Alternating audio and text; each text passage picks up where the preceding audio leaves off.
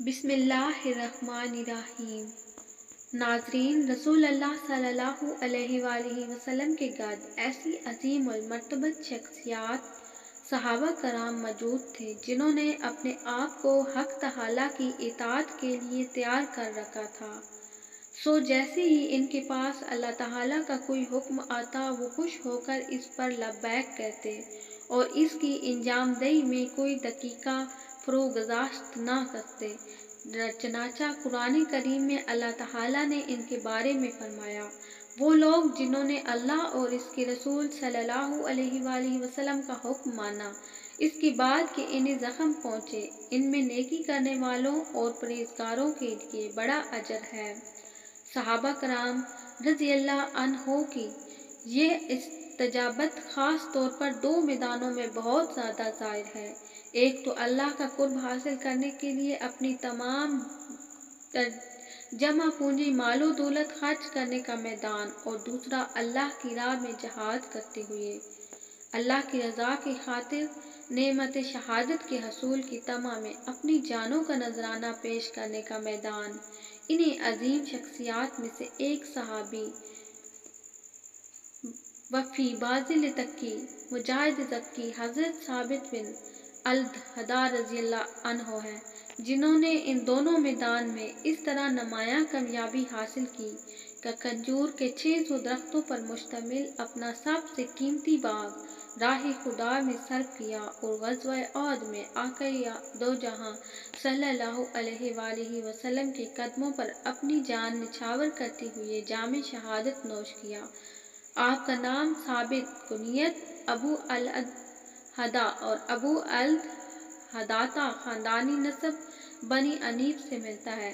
سلسلہ نسب اس طرح ہے: ثابت بن الدحداء بن نعیم بن غنیم بن ایاس، آپ انصار کے قبیلہ اوس کی شاخ بنو عمرو بن عوف کے حلیف بلی قبیلہ سے ہونے کی بنا پر بلوی انصاری کہلاتے ہیں۔ آپ کا صحابی ہونا مشہور و معروف ہے۔ حضرت ابو الدحداء رضی اللہ عنہ صاحب حیثیت صحابہ کرام میں سے ایک ہیں۔ آپ کے پاس کھجورے کے 2 باغ تھے، جن میں سے بڑے باغ میں کھجور کے 600 درخت، کنواں اور مکان تھا۔ جب اللہ رب العزت نے قرآن پاک میں ارشاد فرمایا، کون ہے وہ شخص جو اللہ تعالیٰ کو قرض حسن دے تو اللہ تعالیٰ اسے بڑھا کر اس کے لیے کئی گنا کر دے۔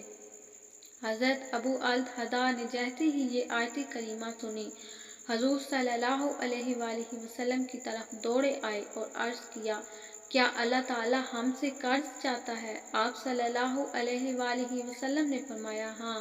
ابو الدحداء نے عرض کیا، آپ پر میرے ماں باپ قربان ہوں، کیا اللہ تعالیٰ ہم سے قرض مانگتا ہے حالانکہ وہ قرض سے بے نیاز ہے؟ ارشاد فرمایا، ہاں، وہ تمہیں اس کے بدلے جنت میں داخل فرمانا چاہتا ہے۔ اس پر حضرت ابو الدحداء کہنے لگے کہ میں اللہ تعالیٰ کو ایسا قرض دینا چاہتا ہوں جو میرے لیے، میری بیوی کے لیے اور میرے بچوں کے لیے جنت کا ضامن ہو۔ آپ صلی اللہ علیہ وآلہ وسلم نے فرمایا، ہاں، کیوں نہیں؟ عرض کیا، آپ اپنا ہاتھ بڑھائیے۔ سرکار نے ہاتھ بڑھایا تو آپ صلی اللہ علیہ وآلہ وسلم سے عرض گزار ہوئے، میرے 2 باغ ہیں، ان کے علاوہ میری کوئی جمع پونجی نہیں، میں وہ دونوں اللہ تعالیٰ کو قرض دیتا ہوں۔ حضور صلی اللہ علیہ وآلہ وسلم نے فرمایا، ایک اللہ کے لیے کر دو اور دوسرا اپنے لیے اور اپنے بچوں کے لیے معاش کا سبب بنا لو۔ تو حضرت ابو الدحداء کہنے لگے، تو اے اللہ کے رسول، میں آپ کو گواہ بناتا ہوں کہ میں نے ان دونوں میں سے بہتر اور بڑا باغ، جس میں کھجور کے 600 درخت ہیں، اللہ تعالیٰ کے لیے کر دیا ہے۔ حضور نے فرمایا، تب تو اللہ تعالیٰ اس کے بدلے تجھے جنت عطا فرمائے گا۔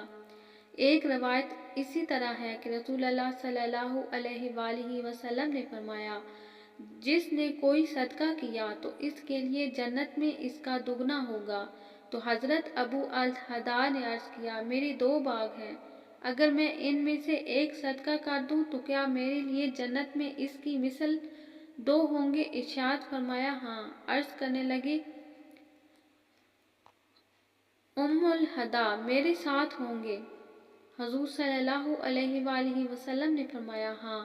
کہا میرے بچے میرے ساتھ ہوں گے؟ حضور صلی اللہ علیہ وآلہ وسلم نے فرمایا جی ہاں۔ تو آپ نے اپنا ایک باغ صدقہ کر دیا اور اپنی بیوی کو بلایا۔ ام الہدا جیسی ابو الہدا بیوی بولی، کہنے لگی میں نے اپنا یہ باغ صدقہ کر کے جنت میں اس سے دگنا کر خرید لیا ہے، تو اور میرے بچے ساتھ ہوں گے۔ بیوی نے کہا اللہ آپ کو آپ کی تجارت میں برکت دے۔ اسی طرح آپ کا ایک اور واقعہ مستند کتابوں میں درج ہے۔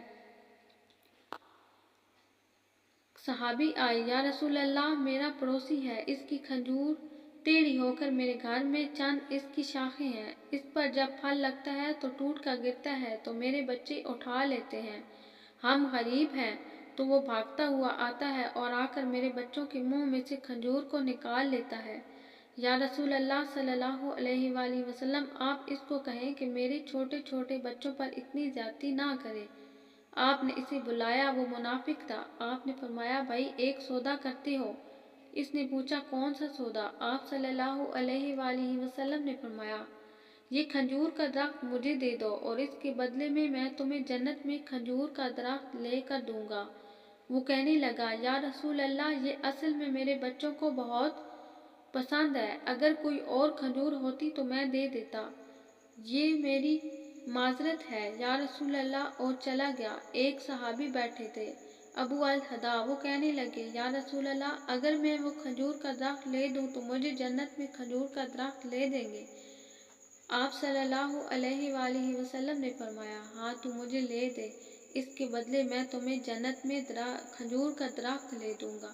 وہ صحابی اٹھ کر اس منافق کے پیچھے چلے گئے اور بلایا اے بھائی بات سنو، کھجور کا درخت کتنے کا بیچو گے؟ اس نے کہا میں نے اللہ کے نبی کو نہیں دیا تو میں کیسے دے دوں؟ انہوں نے کہا اچھا بھائی منہ سے بول کتنے پیسے لوگے؟ تو اس نے جان چھڑانے کے لیے کہا اپنا سارا باغ مجھے دے دو اور یہ ایک کھجور کا درخت لے لے، اور باغ میں 600 کھجور کے درخت اور یہ کھجور کا درخت کسی اور کو دینا ہے۔ وہ کہنے لگے پکے ہو، سودے سے پھرو گے تو نہیں؟ کہا میں پاگل ہوں کہ میں مکر جاؤں گا، مجھے 600 کھجور کے درخت مل رہے ہیں۔ انہوں نے کہا مجھے منظور ہے، کھجور کا درخت میرا اور سارا باغ تیرا۔ ابو ہدا گئے اور باغ کے باہر کھڑے ہو گئے، اندر بھی داخل نہ ہوئے، اور جیب میں جو پیسے تھے وہ بھی زمین کے اندر ڈال دیے کہ یہ بھی باغ کی کمائی سے ہے، اور باغ کا جنت کے بدلے سودا کر دیا ہے۔ اللہ کے نبی سے اور اپنی بیوی کو آواز دی باہر آؤ، یہ باغ اب ہمارا نہیں ہے، اس باغ کا اللہ کے نبی کے ساتھ سودا کر آیا ہوں۔ بیوی نے جب اللہ کے نبی کا نام سنا تو وہ بھی بچوں کو لے کر باغ سے باہر آ گئی اور کہا تم نے بہت خوبصورت سودا کیا ہے۔ حضرت ابو ہدا اللہ کے نبی کے پاس گئے، یا رسول اللہ میں نے سودا کر لیا ہے۔ فرمایا ابو ہدا کیسے، کیا سودا؟ کہا یا رسول اللہ صلی اللہ علیہ وآلہ وسلم سارا باغ دے دیا اور وہ کھجور کا درخت لے لیا۔